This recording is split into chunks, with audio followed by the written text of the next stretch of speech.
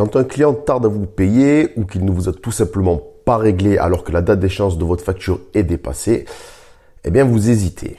Vous hésitez à le relancer pour lui rappeler ses obligations contractuelles car vous vous posez probablement ce genre de questions. Quand dois-je le relancer? N'est-il pas trop tôt pour lui envoyer un courrier ou lui passer un coup de fil? Est-ce qu'il va se vexer, s'énerver? Alors, ces questions sont naturelles et légitimes quand on n'est pas formé au recouvrement de créances, que l'on est novice, qu'on n'a pas l'habitude de relancer ses impayés. Pourtant, je vais vous dire, il n'y a pas de règle précise. Vous êtes libre de faire ce que vous voulez. Alors, vous pouvez relancer un client en retard de paiement 2 jours après la date d'échéance de votre facture. Vous pouvez le relancer 1 mois après. Et bien entendu, vous pouvez aussi ne jamais le relancer en attendant qu'il se décide à vous payer. Alors ça, c'est la meilleure stratégie à adopter si vous voulez déposer le bilan. Vous faites ce que bon vous semble, je vous le confirme. Mais si vous n'aimez pas que vos clients vous prennent pour une poire et que vous voulez vous faire payer le plus tôt possible, ce qui est l'essence même d'un business, alors retenez juste ceci. Il n'est jamais trop tôt pour relancer un client qui ne paye pas.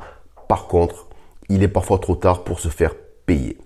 À titre personnel et en me basant sur mon expérience de chargé de recouvrement, j'en ai fait pendant 12 ans, moi tout simplement, je vous conseille de relancer vos impayés le plus tôt possible, vous l'aurez compris. Alors l'idéal, c'est de le faire entre 2 et 5 jours après la date d'échéance de votre facture.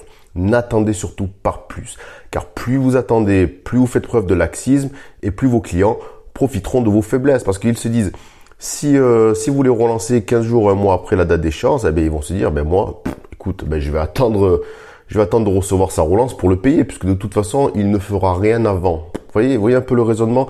Faut bien comprendre que la plupart des boîtes qui ont beaucoup d'impayés, alors c'est aussi leur faute. C'est leur faute dans le sens qu'ils font tout pour que ça se passe comme ça. Ils font tout pour inciter le client à les payer en retard ou ne jamais les payer. Voilà, alors il faut vraiment gardez ça en tête. N'attendez pas, agissez vite. Alors pour relancer un client, il y a plusieurs options, enfin 2 on va dire, puisque je pense pas qu'on ait inventé encore de nouveaux moyens de communication. Ça va être soit de relancer vos clients par téléphone, le plus classique, soit de le relancer par courrier ou email. Voilà. Et si vous avez peu d'impayés, je vous dirais de commencer plutôt par le coup de fil. Par contre, si vous en avez beaucoup et que vous n'avez pas le temps de téléphoner à tout le monde, ce que vous faites, privilégiez l'envoi de courrier ou d'email de masse et si possible de façon automatisée en sous-traitant la tâche par exemple à un prestataire externe. Et si vous n'êtes pas à l'aise avec le téléphone, alors optez aussi pour le courrier ou l'email.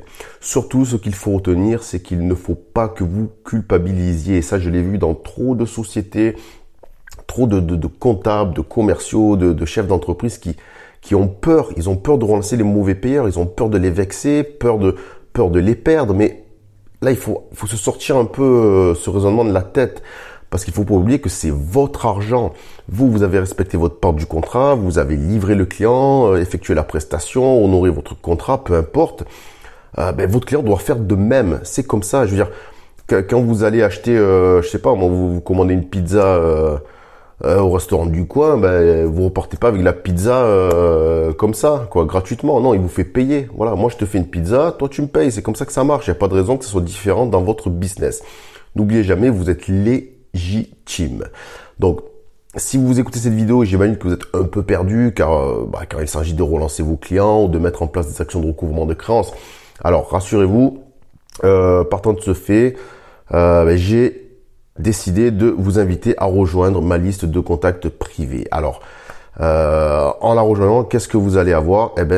Vous allez recevoir gratuitement par email de nombreuses techniques et des conseils issus de ma propre expérience qui vous permettront de faire passer les mauvais payeurs à la caisse. Alors, n'hésitez pas, le temps c'est de l'argent, surtout dans le recouvrement de créances. Le lien est dans la description, je vous dis à de suite.